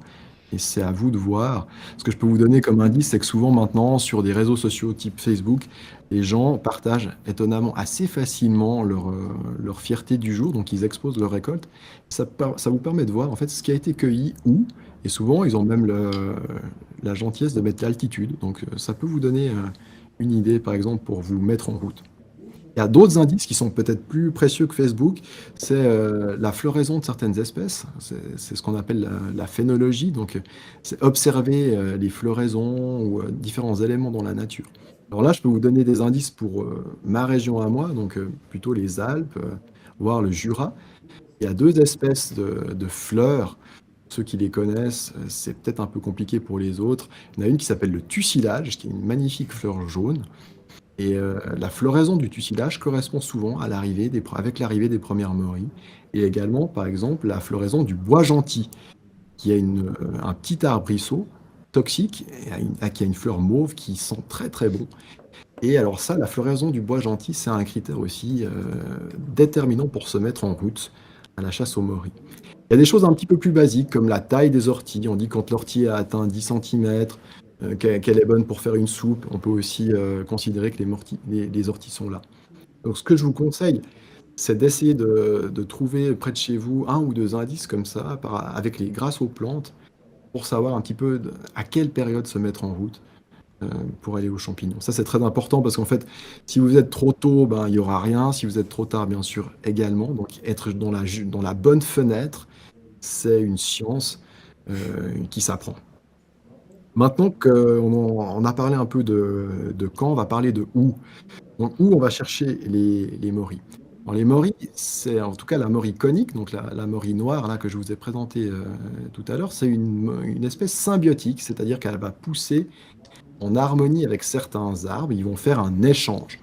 Donc, très basiquement, une symbiose champignon-arbre, c'est l'arbre qui va donner du sucre, du glucose au champignon. Donc, l'arbre le fait par la photosynthèse. Et puis le champignon, en échange, va lui donner de l'eau et des sels minéraux. Donc il va y avoir une sorte d'échange gagnant-gagnant entre la morille et le champignon. Ça va avec certaines espèces de morilles, pas toutes. Mais ici, on parle d'une espèce symbiotique. Donc, moi, quand je vais aux morilles, en fait, étonnamment, je regarde pas le sol, mais je regarde en l'air pour déterminer les arbres. Et je repère systématiquement deux espèces d'arbres qu'il faudra apprendre à connaître si vous voulez y aller. C'est le sapin blanc, Abies alba. Le sapin blanc, c'est un conifère qui va plutôt pousser dans les régions montagneuses ou collinéennes. Donc, c'est plutôt un arbre d'altitude, on va dire à partir de 800 mètres, il y en a même un peu plus bas. Et puis le deuxième arbre qui est un petit peu plus répandu, c'est le frêne. Frêne commun, Fraxinus excelsior. Donc apprenez à reconnaître ces deux espèces, c'est très important parce que souvent donc, les morilles vont se cacher à leurs pieds. Troisième espèce qui a presque disparu, c'est l'orme également. Les ormes sont des excellentes espèces à morilles. Donc visez systématiquement ces arbres. Ça, c'est vraiment un conseil que je peux vous donner. Ça ne veut pas dire qu'il n'y en a pas sous d'autres espèces, mais par exemple, pour vous donner un exemple, vous perdez votre temps si vous allez chercher des morilles dans une chênaie pure, avec que des chênes, presque zéro chance de trouver des morilles. La même chose pour une hêtraie pure, où il y aurait que des hêtres. C'est généralement pas des bons biotopes à morilles. Voilà, on va passer maintenant au terrain. Donc généralement, c'est une espèce qui préfère le calcaire. Donc si vous avez un terrain de calcaire près de chez vous, c'est plutôt favorable. Il y a parfois des cartes que vous pouvez trouver qui vous disent la nature du sol. Vous pouvez consulter ces cartes. Ça peut être une idée aussi. C'est un champignon qui n'aime pas trop le vent, il n'aime pas trop être exposé au vent. Donc on va plutôt le trouver dans des stations abritées. Et c'est également un champignon qui va aimer les lieux lumineux. Donc c'est assez étonnant parce qu'il ne fait pas de photosynthèse, mais de facto, on va souvent le trouver en bordure de chemin, en lisière, vers des haies, etc. Donc il n'y a pas forcément besoin d'aller au cœur de la forêt pour trouver la morille. Où ça pousse? Donc on a dit déjà, on a donné un peu des espèces d'arbres. On va aussi citer, je vais vous citer encore deux, trois autres biotopes. Donc elle adore généralement aussi les bords de ruisseaux, parce que souvent le frêne est présent au bord de ces ruisseaux. Donc faire les bords de ruisseaux, c'est une très bonne idée. Et puis, elle peut être aussi parfois présente dans des lieux assez insolites. Par exemple, après des incendies, il faut savoir qu'au Canada, il y a des gens qui sont héliportés sur les incendies géants. Après, bien sûr, après que les feux aient ravagé la forêt. Le printemps suivant, il y a des poussées massives de morilles. Donc, ouais, je vous parle maintenant des facteurs un peu qui vont favoriser l'apparition des morilles. On a les vibrations notamment. Ça peut paraître assez étonnant, mais il y a pas mal de champignons apparemment qui sont sensibles aux vibrations. Et moi, je fais pas mal de récoltes de morilles le long des voies ferrées avec le passage du train et le tremblement du train. C'est voilà, encore un peu inexpliqué cette affaire, mais ça stimule le mycélium et la croissance des champignons. Et puis un autre facteur aussi qu'on peut observer assez souvent, c'est les chocs thermiques. Donc par exemple, la venue du froid, un petit coup de neige suivi d'un redoux, ou l'inverse, mais c'est mieux que ça soit d'abord la neige puis le redoux, ça peut déclencher une pousse. Donc, soyez attentifs à ces éléments-là. Bien sûr, on n'en a pas parlé, mais l'ami principal du champignon, c'est l'humidité, c'est l'eau, donc les précipitations. Donc, s'il pleut, comme c'est le cas ce printemps-là en Suisse, c'est souvent des années à morilles. Si c'est trop sec, il n'y a pas de morilles. Ça, c'est malheureusement la réalité du champignonneur. Il faut Tiens, de la pluie pour... d'ailleurs, je fais une petite pour- aparté là-dessus. Alors, de ma vision de débutant de champignons, il y a une immense différence comparée aux plantes sauvages. C'est que les plantes sauvages, il y en a quasiment tout le temps. Je veux dire, elles sont très régulières, année après année. Il y a forcément des années où il y en a moins, des années où il y en a plus, mais elles sont quasiment toujours là. Et j'ai l'impression qu'avec les champignons, ça peut être très différent. Il peut y avoir des années qui sont extrêmement différentes l'une sur l'autre. Tu me confirmes? Ouais, exactement. Alors, les champignons, c'est effectivement très, très variable, notamment à cause justement des précipitations. Donc, il y a des années où il y a quasiment rien, et puis des années où il y a une grande abondance. C'est comme ça, c'est un peu la loterie, et c'est vrai que c'est beaucoup plus difficile de se dire, ben tiens, on va aller aux champignons, on va trouver quelque chose. Non, c'est pas aussi simple que ça. On n'a jamais de garantie en fait dans ce milieu des champignons. Et ça me permet de rebondir justement cette question sur la fidélité, si on veut bien, de certaines morilles. Donc là, c'est cette espèce de morille conique, c'est une espèce qui est intéressante parce qu'elle va revenir aux endroits où elle pousse. Et donc ça veut dire qu'elle peut revenir plusieurs fois dans un même printemps. On peut faire plusieurs récoltes, une, deux, voire éventuellement trois si la saison est vraiment bonne. Mais surtout qu'elle va revenir les années prochaines si le milieu n'a pas été dégradé. Ça, c'est évident que j'ai perdu énormément de stations à Maury parce que si on coupe les arbres, par exemple, eh bien, les champignons ne reviennent plus. Mais sinon, c'est un champignon fidèle, donc qui revient, et c'est pour ça que les gens ne veulent pas partager le remplacement parce que ça peut être pour la vie, en fait, hein, une fois qu'on en a trouvé un. Voilà. Je termine donc par quelques conseils, mais finalement que je vous ai déjà promulgué tout à l'heure. Quand vous êtes débutant, que vous n'y connaissez rien au Maury, essayez quand même de savoir reconnaître un sapin blanc et un frêne, ça va vous aider. Et puis, ben, je vous l'ai dit tout à l'heure, ne faites pas des parcours trop compliqués. Souvent, ce qui marche bien, c'est vraiment de suivre des ruisseaux, de faire des rives, d'aller sur des chemins pédestres, de simplement regarder ce qu'il y a au bord de ces chemins, dans les talus, même au bord de routes, hein, si c'est des petites routes départementales, etc. Et vous allez être surpris de voir que souvent, en fait, les morilles poussent un peu à nos pieds, mais que personne ne les voit. Et je vous conseille plutôt de débuter comme ça. Par contre, faut pas être avare dans l'effort, hein. Ça peut nécessiter plusieurs kilomètres, plusieurs jours de marche avant de trouver sa première morille. Mais vous avez plus de chance en faisant comme ça qu'en allant dans une forêt et puis en fouillant chaque centimètre carré. À mon avis, c'est pas la bonne technique. Vous avez meilleur temps de suivre des chemins, de regarder ce qu'il y a au bord du chemin et de passer quand même relativement rapidement et de couvrir du territoire de cette manière-là. D'ailleurs, pour t'avoir suivi, c'est assez impressionnant là-dessus. Tu traces en forêt, tu avances à une vitesse. Franchement, tu as l'impression. T'es hyper dur à suivre. Tu passes sur des troncs, tu tchac tchac tchac. C'est marrant vraiment de te voir dans ton élément. Je suis franchement impressionné. Je suis pas le dernier en forêt, mais à chaque fois, je dois courir après toi. Donc oui, effectivement, courir du terrain, tu le fais très bien. Voilà, bah, merci, ouais. Et surtout, bah, patience, hein. Patience est la mère des vertus. Alors avec les morilles, c'est très très vrai. Et si vous trouvez rien, en fait, c'est normal. Il y a plein de très bons chercheurs de champignons qui n'en trouvent pas. Donc ne vous découragez pas. Et puis souvent, il y a aussi ce qu'on appelle la chance du débutant.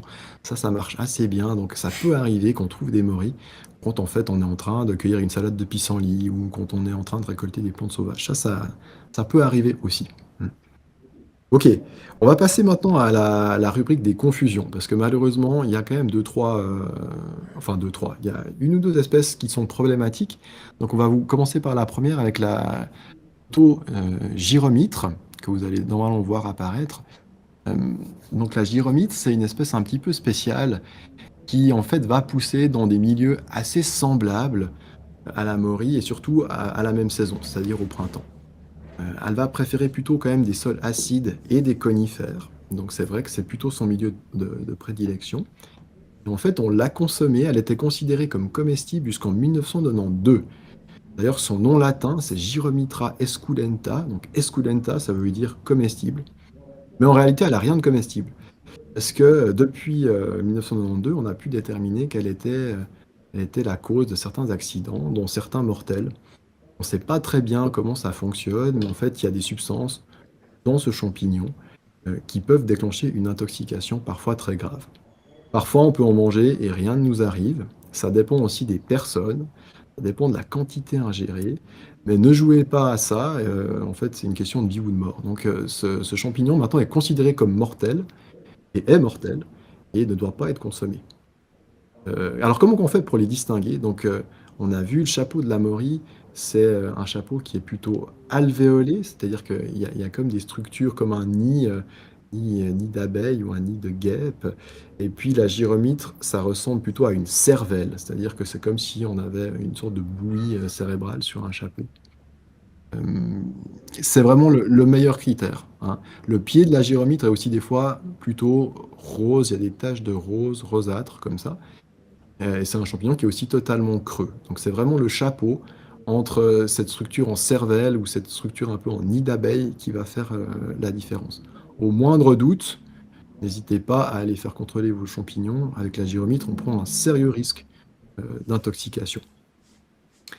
Voilà pour les gyromitres. Ensuite, je vais traiter là toute une série d'espèces qui sont comestibles. Donc la confusion est moins grave avec la moriconique. On va commencer par les verpes.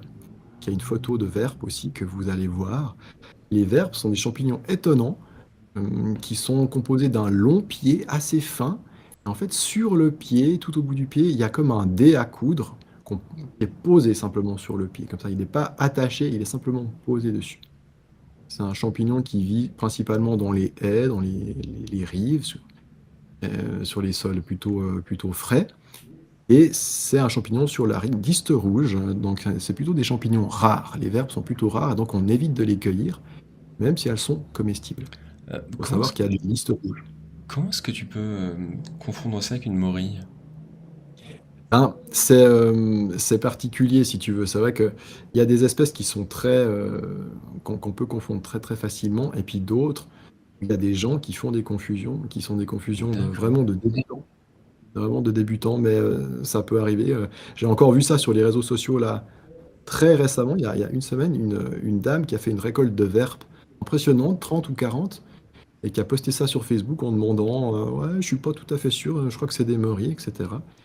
Et en réalité, Ok. c'était des verpes, hein, mais voilà. Alors, les gyromyrtres, enfin, je comprends totalement qu'on puisse faire la confusion. Autant les Ouais, verpes, faut y aller quand même, non? faut y aller. Là, c'est une photo que j'ai prise moi.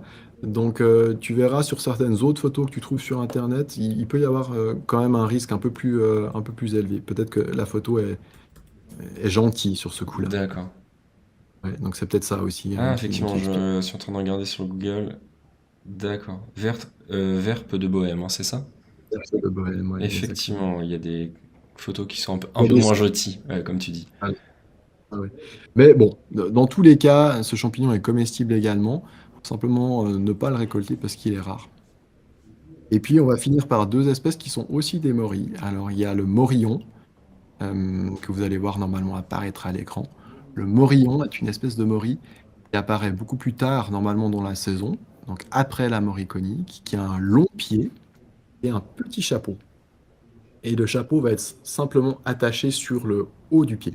C'est une morille qui est comestible. Elle est un petit peu moins goûteuse que la morille conique, donc généralement un peu moins recherchée, mais néanmoins, si vous connaissez un endroit où il y a des morillons, c'est aussi un très bon champignon. Il pousse dans des endroits assez humides également, donc plutôt les bords de ruisseaux, une nouvelle fois, les haies, etc. Et en dernier, une autre espèce de morille qui va également pousser après la morille conique, qui est Mortiella esculenta, qu'on appelle morille blonde. Donc là, vous allez peut-être la voir aussi apparaître à l'écran. C'est une morille qui a une magnifique robe caramel, un blond caramel comme ça. Elle a généralement une forme plus ronde que la morille. Il y a deux photos, peut-être que vous allez pouvoir observer les deux. Et cette espèce de morille blonde, elle vient donc après, plutôt en avril-mai, elle est aussi tout à fait comestible. Donc voilà pour les confusions. Donc, mis à part la gyromitre, je dirais que les autres, si c'est confondu, c'est pas grave. Mais évidemment, avec la gyromitre, ben, c'est très problématique. Donc méfiez-vous quand même. D'ailleurs, j'en profite, parce que j'ai eu beaucoup de discussions avec toi ces derniers mois, ces dernières années. Il y a un phénomène qui est assez intéressant avec les champignons, je ne sais pas si c'est la même chose avec les plantes sauvages comestibles, c'est qu'en fait il y a beaucoup de champignons qui étaient considérés comme comestibles qui ne le sont plus. Et donc là, tu as cité un exemple avec un champignon qui du coup a provoqué des décès, qui était considéré comme comestible, qui a provoqué quelques décès. Mais il y a aussi des champignons, alors j'ai pas une très bonne mémoire des noms, mais tu m'expliquais qu'un champignon qui était considéré comme un bon comestible, qui était consommé traditionnellement dans le coin, des personnes en Italie se sont mangé une plâtrée sur plusieurs jours d'affilée, sont tombées malades et du coup ce champignon est considéré comme toxique alors qu'en fait il était consommé mais vraiment à très grande échelle. C'est juste que dans certaines doses, pour certaines personnes, il peut y avoir des risques et j'ai l'impression qu'il y a une sorte de très très grand principe de précaution là-dessus. Il y a un gros principe de précaution, c'est vrai là-dessus. Et en fait, il y a aussi le fait on est beaucoup moins en courant sur la comestibilité des champignons que sur les plantes. Donc ça a été moins étudié, tout simplement. Et il y a des champignons dont on ignore encore aujourd'hui la comestibilité. Et c'est vrai que, eh ben, il y a des champignons que certaines personnes consomment et ces personnes-là ne les supportent pas. Donc il faut savoir qu'il peut y avoir des allergies personnelles, certaines personnes qui ne supportent pas une espèce. Et bah, si ça arrive un peu trop souvent, on va avoir tendance à classer ce champignon dans les toxiques, parce qu'effectivement, il l'est pour certains, mais pas forcément pour tous. Donc c'est complexe, la comestibilité chez les champignons, ça varie. D'année en année, il y a des champignons qui passent de comestibles à toxiques, et aussi pour certains qui passent, on les considère tout d'un coup à nouveau comme comestibles, parce que des études moléculaires, etc., montrent qu'en règle générale, ils sont comestibles. Euh, Néanmoins, bah, n'ayez pas trop peur de ça. On va dire qu'on est d'accord. Sur les classiques, on est d'accord. Donc sur les principales espèces, c'est-à-dire celles qui sont très bonnes, excellentes, il n'y a aucun doute là-dessus. Et sur les toxiques, très, très toxiques mortels, il n'y a aucun doute non plus là-dessus. Mais c'est vrai qu'il y a certaines espèces qui posent des problèmes à certaines personnes et pas à d'autres, par exemple. Et qui passent, le statut va changer, en fait. Contrairement aux plantes qui restent stables. Je voulais vous parler justement de la comestibilité, donc ça tombe bien, de ces morilles, parce que c'est vraiment en fait, je pense un secret pour personne ou presque personne, mais quand même, la morille, elle a la spécificité d'être toxique à l'état cru. Donc ça veut dire qu'elle contient en fait des substances qui vont attaquer nos globules rouges. Donc si je mange une morille crue, je vais très probablement, enfin même carrément être malade, hein. Donc c'est un champignon vraiment toxique à l'état cru. Donc il faut la cuire impérativement. Et pas seulement 2 minutes, on dit qu'il faut bien faire cuire les morilles. Alors bien faire cuire, moi je vous conseille pour ne pas prendre de risque de les faire cuire une quinzaine de minutes et en commençant aussi par un feu assez soutenu. C'est-à-dire que la chaleur va faire disparaître ces toxines et également le temps de cuisson va faire disparaître ces toxines. C'est très important de bien retenir ça. C'est vrai aussi pour les espèces qu'on a présentées tout à l'heure, donc les verpes, le morillon et la morille commune sont également toxiques crus. Donc méfiez-vous de ça, c'est vraiment jamais de salade de morille. Voilà. Comment on va les préparer justement ces morilles? Donc ça, on va en discuter un petit peu tout à l'heure. Il y a une technique qui est assez sympa, c'est la technique du séchage. Donc c'est un champignon qui va magnifiquement se prêter au séchage. Et ce que je vous conseille, c'est d'utiliser une technique assez écologique qui consiste en fait à faire des guirlandes, donc à les suspendre. On a une photo, c'est la photo numéro 7. Si tu peux, Olivier, la montrer à l'écran. Donc, on va suspendre ces morilles à l'air et c'est assez esthétique. Et au bout de quelques jours, quand la morille est bien sèche, eh ben, on va les mettre dans des bocaux hermétiques et de cette manière-là, on peut les conserver une année, voire même plus. Euh, et quand on veut les utiliser, ben, on va les mettre simplement dans de l'eau pendant quelques dizaines de minutes ou pendant quelques heures. Donc ça, c'est ce que je vous conseille de faire en cas de récolte abondante. Pensez plutôt à sécher votre morille qu'à la congeler.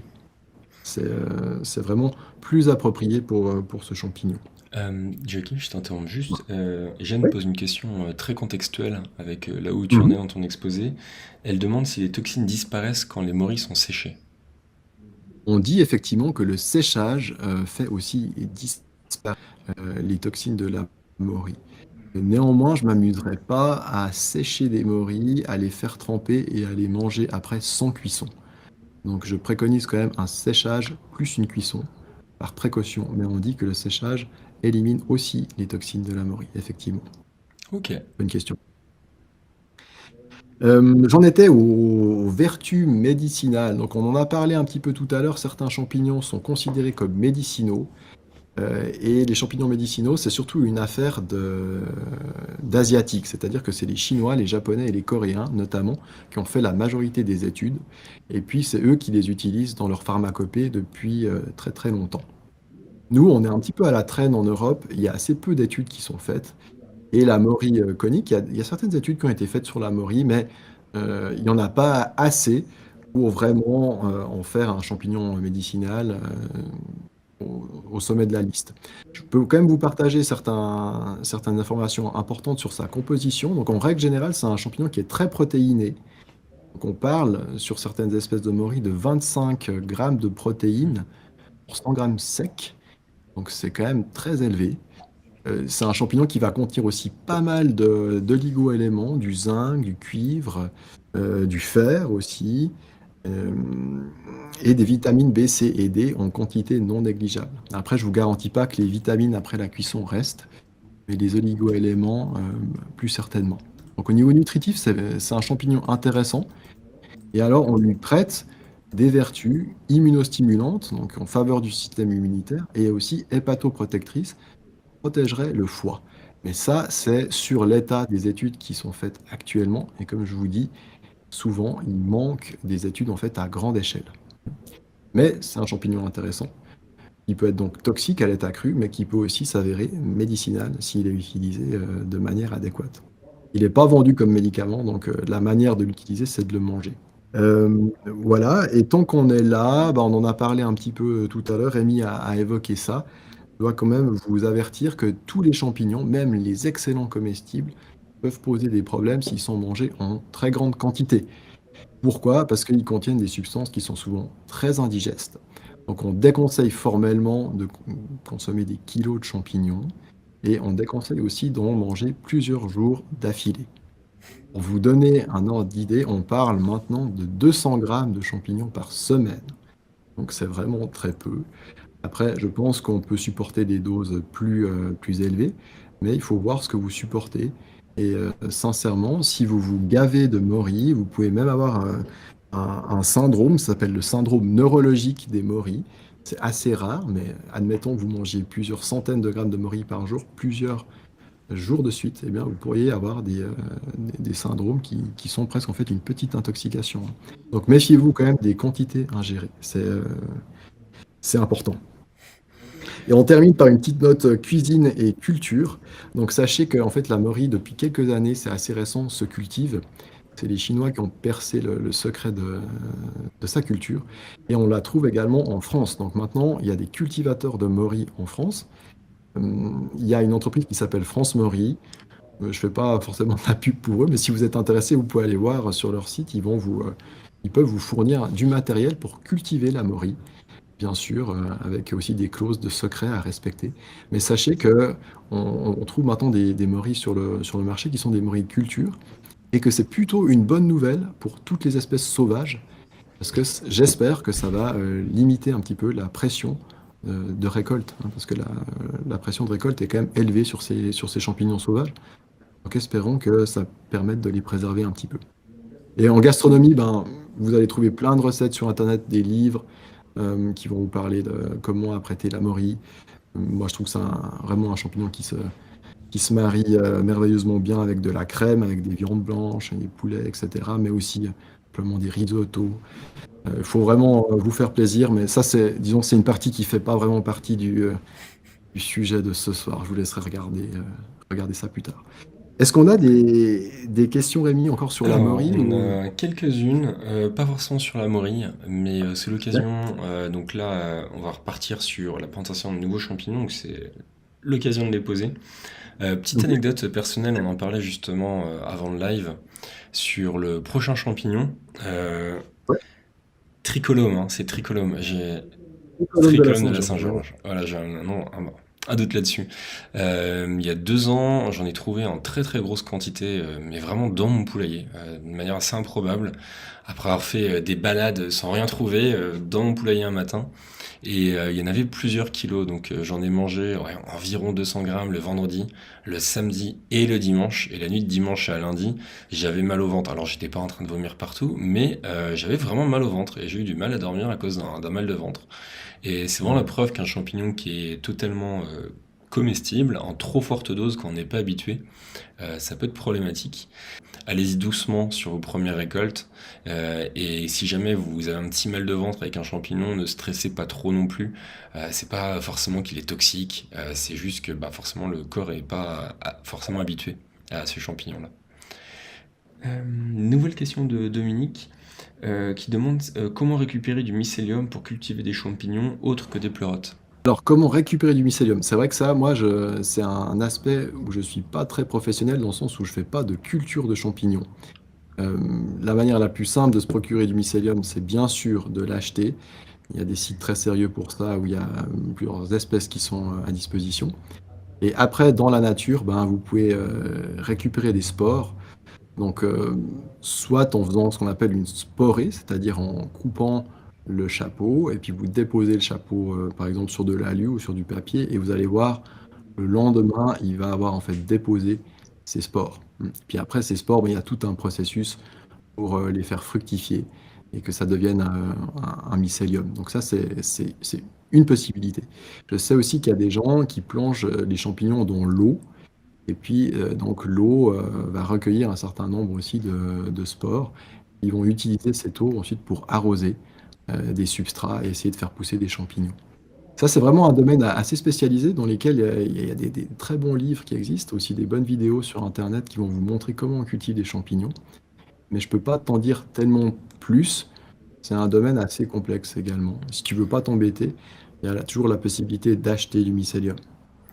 Alors, il y a beaucoup de questions qui reviennent. On a eu le temps de discuter avant. Pour résumer un petit peu notre discussion sur la culture de champignons, moi, j'ai essayé il y a de nombreuses années. C'est extrêmement précis, ça demande vraiment beaucoup de travail, beaucoup de connaissances. C'est beaucoup plus compliqué que le jardinage pour faire un parallèle où on est toujours à peu près sûr de récolter quelque chose dans un jardin. Là, en partant de sport de champignons, j'avais essayé en prenant énormément de précautions sur des sacs que j'avais ensemés. Je sais pas si c'est le bon terme. Euh, Ouais, inoculé. et c'est Pardon, j'ai pas le bon mot. Et j'avais environ un sur 3 qui fonctionnait. Il y en a peut-être un qui fonctionnait pas trop, un qui moisissait, et sur ceux qui fonctionnaient, j'avais très très peu de champignons. Donc c'est un domaine que j'aimerais bien me remettre, et j'aimerais bien y remettre ces prochaines années quand j'aurai un peu plus de temps. Mais c'est assez compliqué, il suffit pas de prendre un champignon qu'on aime bien dans la forêt et essayer de le faire se reproduire. C'est vraiment, j'ai envie de dire, un métier et une sacrée passion. Nadège qui demande comment être sûr que les champignons comme les cèpes qui sont sous les chênes sont comestibles. En gros, est-ce que tous les champignons qui poussent toujours au même endroit sont comestibles? Non, en fait, ce qui va se passer, c'est que sous un chêne, il va y avoir différents champignons, donc différents mycéliums, en fait, différentes espèces qui vont se trouver sous ce même chêne. Et ce qui fait que tu peux trouver des cèpes sous ce chêne qui sont tout à fait comestibles, mais il pourrait aussi tout d'un coup avoir une autre espèce de cèpe qui apparaît sous ce même chêne et qui n'est pas comestible.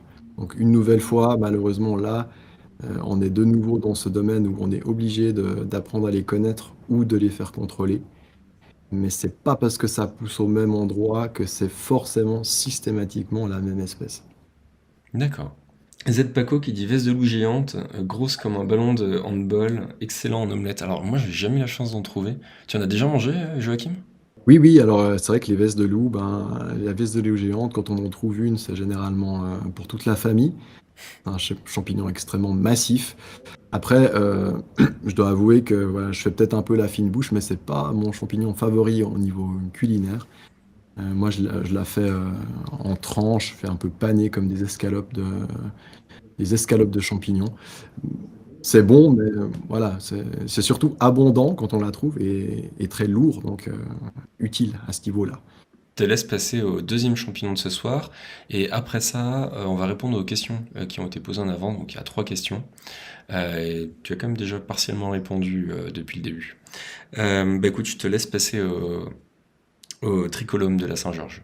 Donc on va parler d'une espèce maintenant un petit peu moins réputée et un peu moins connue que la moriconique. C'est effectivement le tricolome de la Saint-Georges, qu'on appelle aussi parfois calocybe ou qu'on appelle aussi parfois mousseron. Donc il faut savoir que les espèces de champignons, souvent, elles ont plusieurs noms en français. Par contre, elles ont un unique nom en latin. C'est Calocipé gombosa. Pourquoi on appelle tricolome de la Saint-Georges? Parce que c'est un champignon qui va pousser aux alentours de la Saint-Georges, c'est-à-dire aux alentours du 23 avril. Donc un champignon qui va arriver un peu après, normalement, les morilles noires, les morilles coniques, mais parfois aussi un peu en même temps. On va voir ça tout à l'heure, justement. Euh, je vais vous le présenter brièvement. Donc, on va, comme pour la morille, vous présenter quelques photos. On va mettre la première photo du tricolome de la Saint-Georges pour vous montrer que c'est un champignon qui pousse souvent en groupe. Donc là, vous avez un champignon qui apparaît en troupe. Et c'est un joli champignon, beaucoup plus classique que la morille, c'est-à-dire qu'on va retrouver les différentes parties qui constituent normalement un champignon, un chapeau, un pied, et puis sous le pied, sous le chapeau, pardon, vous verrez tout à l'heure, des lames. Hmm. Au niveau de la couleur, on est dans ces couleurs blanches, M, donc tout le champignon est assez uniforme au niveau de la couleur. On va avoir une photo, la photo de la coupe qui va nous montrer quelques détails.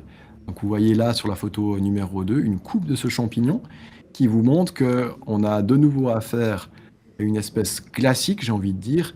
Donc le pied et le chapeau sont pleins et pas creux, bien sûr, comme la morille. On voit aussi les lames. Les lames sont blanches, elles ont la particularité d'être très serrées et de toucher le pied. On appelle ça des lames ici émarginées. Et puis on peut aussi voir sur cette photo que c'est un champignon qui est charnu, c'est-à-dire que vraiment il y a de la chair sur ce champignon, notamment dans le chapeau, mais aussi dans le pied. D'ailleurs, on voit que la base du pied, elle est plutôt ventrue, c'est-à-dire qu'elle a plutôt une base ronde.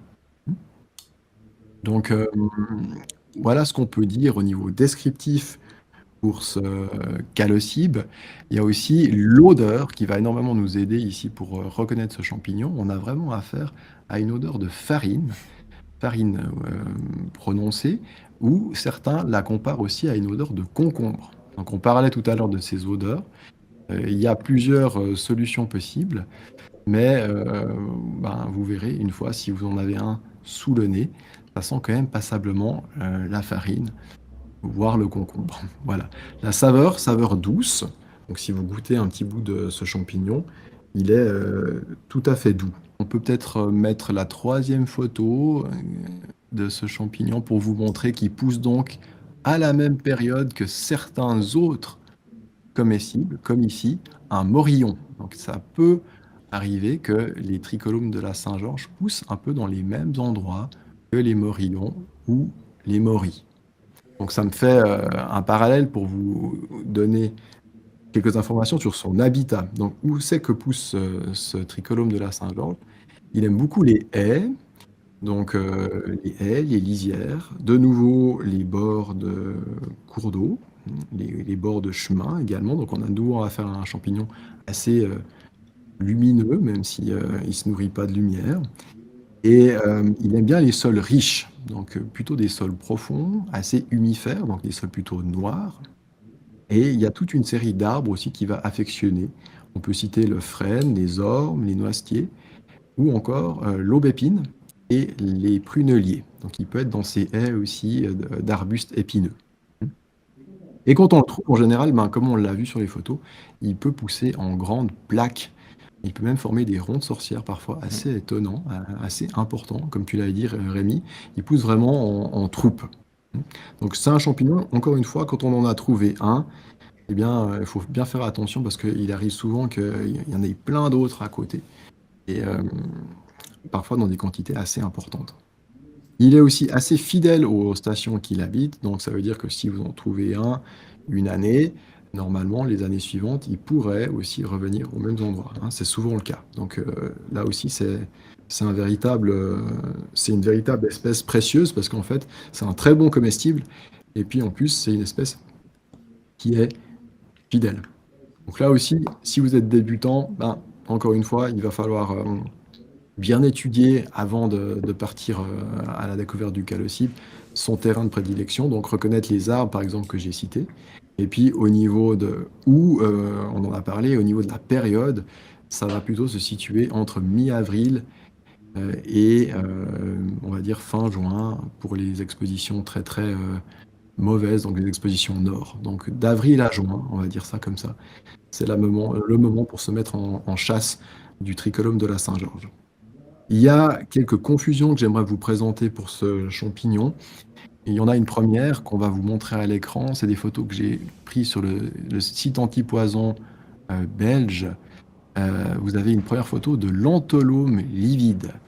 Alors l'antholome livide, c'est un champignon particulièrement toxique qui est responsable de pas mal d'intoxications, mais heureusement qui est plutôt estival ou voire carrément automnal. Donc pourquoi je vous en parle alors que le tricolome de la Saint-Georges est printanier? Il faut savoir que parfois, il y a des années un peu irrégulières et puis qu'on peut quand même des fois trouver cet antholome à la fin du printemps. J'en profite pour faire une petite parenthèse et pour vous dire que avec le changement climatique, les champignons sont aussi, comme beaucoup d'autres espèces, complètement déréglés et qui peuvent maintenant apparaître beaucoup plus tôt ou beaucoup plus tard dans la saison. Donc c'est bien de savoir reconnaître cet antholome livide. Comment on va le reconnaître? Le chapeau est typiquement un peu bosselé, hein. Vous pouvez voir sur ce chapeau qu'on a des petites bosses, c'est pas régulier, et il est d'une teinte plutôt grisâtre, contrairement au tricolome qui est plutôt blanchâtre. Et puis ensuite, vous avez le critère qui est à mon avis le critère principal, c'est-à-dire la couleur des lames. Chez l'antholome livide, quand il est jeune, vous allez avoir des lames blanchâtres qui va tirer vers le jaune, mais à maturité, donc sur les individus vieux, matures, vous avez des lames roses. Ce n'est pas du tout la couleur des lames du tricolome de la Saint-Georges. Par contre, il a la même odeur, c'est-à-dire il a une odeur de farine et c'est un toxique sérieux. Donc faites quand même attention. C'est rare de les trouver aux mêmes endroits et au même moment, mais ça peut arriver. Et puis la deuxième espèce que je vais vous présenter maintenant, vous allez voir apparaître à l'écran, l'Inocybe de Patouillard, ou Inocybe erubescens en latin. Alors, erubescens, il porte bien son nom, ça veut dire rougissant. Donc c'est un inocybe qui, notamment en vieillissant, va avoir des taches de rouge sur son chapeau ou sur son pied, et c'est ce qui va nous permettre de le différencier du tricolome, notamment. Il y a d'autres critères aussi qui changent. Cet inocybe de Patouillard a une odeur fruitée, par exemple. À mon avis, il n'y a pas tellement de possibilités de les confondre, mais c'est un champignon printanier qui pousse dans les mêmes milieux, donc on pourrait éventuellement les confondre, notamment dans leur jeunesse. Un petit inocybe qui n'aurait pas encore tellement rougi, on pourrait tout à fait le confondre avec un tricolome de la Saint-Georges. Encore une fois, même conclusion, restez prudent.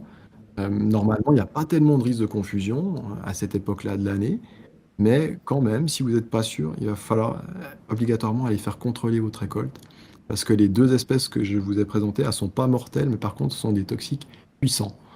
Donc je vous déconseille de faire cette expérience-là. La comestibilité donc, du tricolome de la Saint-Georges, c'est un excellent comestible. On n'a pas le même problème qu'avec la Maury, donc il n'y a pas besoin nécessairement d'avoir une cuisson prolongée pour ce tricolome. Et puis, il a des vertus hypoglycémiantes, donc il va faire chuter votre taux de sucre. Ça peut être intéressant pour certaines personnes diabétiques. Encore une fois, c'est un champignon qu'on n'utilise pas sous la forme de médicaments, mais sachez quand même qu'il a cette vertu hypoglycémiante. Et enfin, pour clore un petit peu l'exposé de ces champignons de printemps, on va vous présenter une photo. C'est une récolte que j'ai faite, je pense, il y a déjà une dizaine d'années.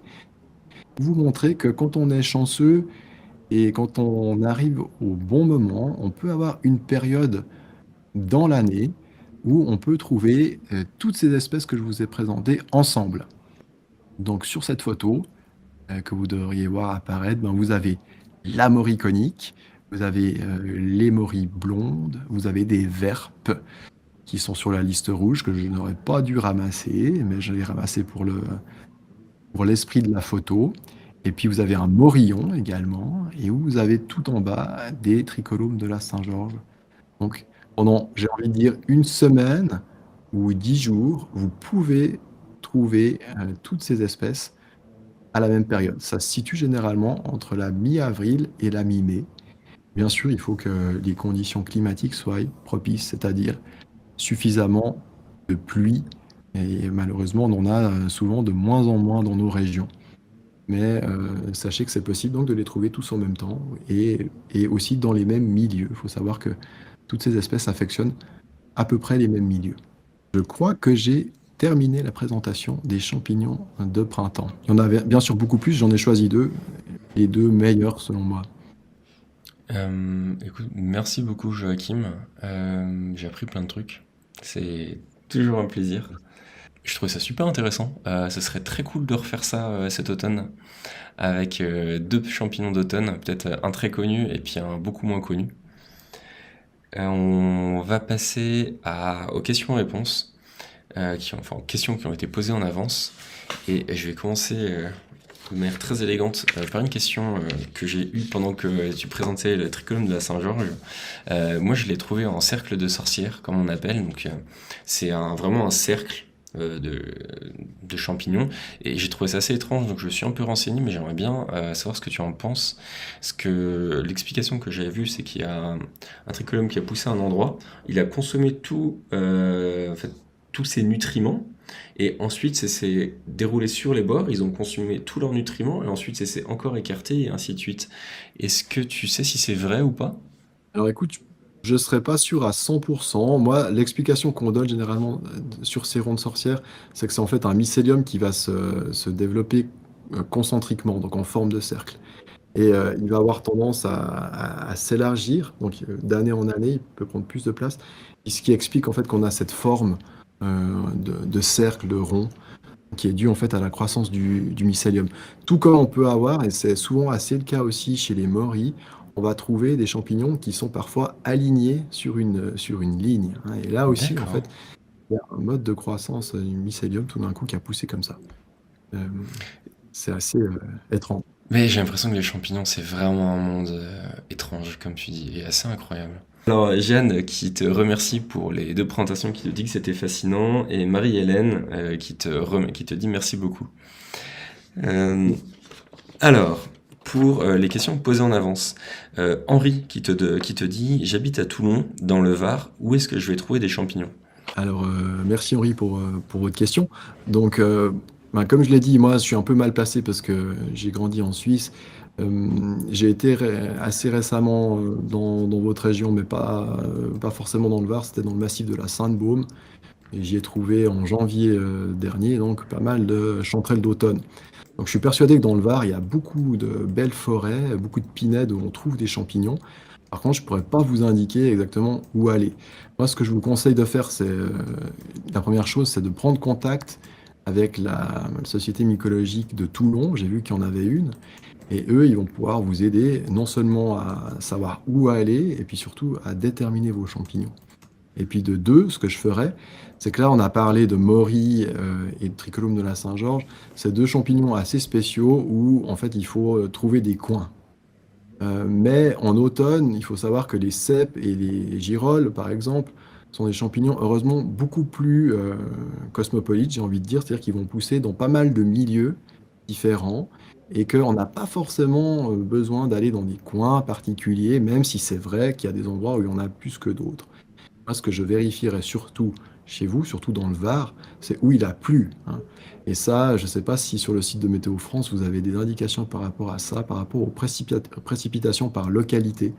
Nous, on a la chance d'avoir ça en Suisse, donc voilà, tout est donné quand il a plu, combien de millimètres, etc. Et partez à la recherche de champignons dans ces zones où il a plu quelques jours auparavant. Ça me paraît plus important.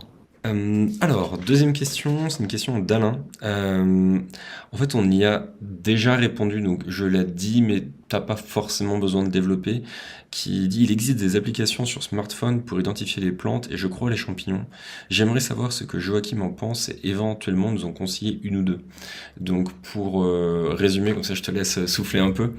Il y a une application pour les plantes qui s'appelle PlantNet qui est vraiment très efficace, que j'utilise beaucoup et que tu connais aussi, Joachim. Par contre, pour les champignons, il y a plusieurs applications. Alors moi, à titre personnel, j'utilise Picture Mushroom. Mais comme tu le disais, Joachim, on est encore loin d'avoir des applications très performantes. Et il y a eu des problèmes, et notamment des intoxications à cause de ces applications. Donc Joachim conseillait, pourquoi pas, de céder de ces applications, mais en aucun cas ça devait être l'élément déterminant avant de consommer un champignon. Ensuite, Noélie qui dit bonjour, j'ai un jardin avec des espèces sauvages et deux micro-sous-bois de 20 mètres carrés chacun environ. Un sous un cèdre avec du lierre très humide, un autre sous des noisetiers. Je voulais ensemencer de millésime de cèpes et de trompettes de la mort. Qui serait plus à l'aise où? Et qui précise, j'ai un tunnel très humide dans ma cave. Quel matériel de base me faudrait-il pour commencer à faire pousser des champignons de Paris? Donc, ce que je te propose, c'est d'abord de répondre à la première question. Donc, comment est-ce qu'on peut ensemencer des cèpes chez soi? Et ensuite, de répondre un peu sur comment cultiver en intérieur. Alors, bon, il faut savoir que les cèpes et les trompettes de la mort, là, les deux espèces de la question, c'est des espèces symbiotiques, donc qui vivent justement en symbiose avec un arbre, et c'est souvent les plus compliqués à cultiver. Donc, à ma connaissance, on n'a pas encore trouvé le secret pour faire pousser des cèpes et pour faire pousser des trompettes de la mort. Alors, ça ne veut pas dire que vous ne pouvez pas essayer vous-même, mais ça va forcément être un peu artisanal et avec des taux d'échec probablement assez élevés. Ensuite, par rapport aux espèces que vous mentionnez, donc le cèdre, c'est une espèce assez particulière sous laquelle il y a finalement assez peu d'espèces de champignons qui poussent, ou alors, disons, des champignons très spécialisés. Mais j'ai jamais vu de cèpe sous un cèdre, Et j'ai jamais vu non plus de trompette de la mort sous un cèdre. Ce qui veut pas dire que, exceptionnellement, il pourrait peut-être y en avoir, mais à ma connaissance, ça pousse pas sous les cèdres. Donc je tenterais plutôt le coup du côté des noisetiers, mais vraiment sans garantie. Le cep, idéalement, il faudrait essayer de l'implanter sous des chênes.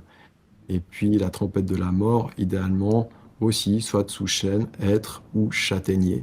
C'est ces espèces de prédilection. Donc ça, c'est pour l'extérieur. Et pour l'intérieur, Alors, donc oui, si vous avez une cave, la question était assez précise. Donc, elle a une cave très humide et elle voudrait faire pousser des champignons de Paris. voilà, ouais.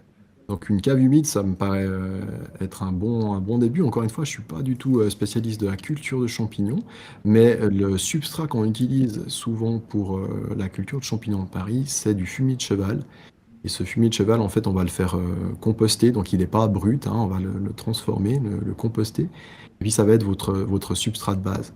Donc ça, soit vous pouvez vous fournir en fumier de cheval et puis le composter vous-même, soit l'acheter directement sous la forme de compost. Vous pouvez bien sûr tout acheter, hein. Ça, dès qu'on est prêt à mettre de l'argent, on trouve quasiment tout. Donc vous pouvez acheter aussi votre substrat d'être. Et puis, ben, la même chose pour le mycélium. Je conseille aussi de directement acheter ce qu'on appelle du blanc, c'est-à-dire du mycélium de champignons de Paris. Et après, il vous suffira d'implanter ce mycélium dans votre substrat, de l'enterrer à 5-6 cm de profondeur, je crois, et puis d'attendre que le mycélium colonise le fumier de cheval. Donc ça va devenir blanc, vous allez voir des filaments. Et à partir de là, il faudra rajouter encore une couche de terre, 2-3 cm, et arroser. Voilà, ça c'est pour la théorie. Ces informations-là, vous allez les trouver dans des livres, vous allez les trouver sur des vidéos, etc. À vous de voir si ça marche, mais je pense que vous avez en tout cas de plus grandes chances vraiment de cultiver là vos champignons de Paris dans votre cave que de vous lancer dans de la culture de cèpe ou de trompette de la mort à l'extérieur. Ok, bah écoute, merci beaucoup pour la réponse détaillée. On arrive à la fin des questions, à la fin de la présentation également. Autre chose qui te venait à l'esprit? Je pense qu'il y a beaucoup de choses, Non, mais il y a beaucoup de choses. Bon, j'espère que je vous ai pas trop apeuré. C'est vrai qu'on aime bien présenter les espèces et puis ensuite les sosies toxiques, mais c'est une réalité, hein. La cueillette du champignon, c'est quand même un loisir qui peut être dangereux, mais j'aimerais vous encourager, bien sûr, à partir en chasse, à partir en cueillette, et puis à respecter les quelques éléments dont je vous ai parlé. Et puis, je vous souhaite bonne chance pour vos récoltes printanières. Ne soyez pas déçus si vous récoltez rien, vous ferez mieux en automne. Voilà. Voilà, donc merci vraiment pour votre attention, et puis bonne sortie, profitez-en bien.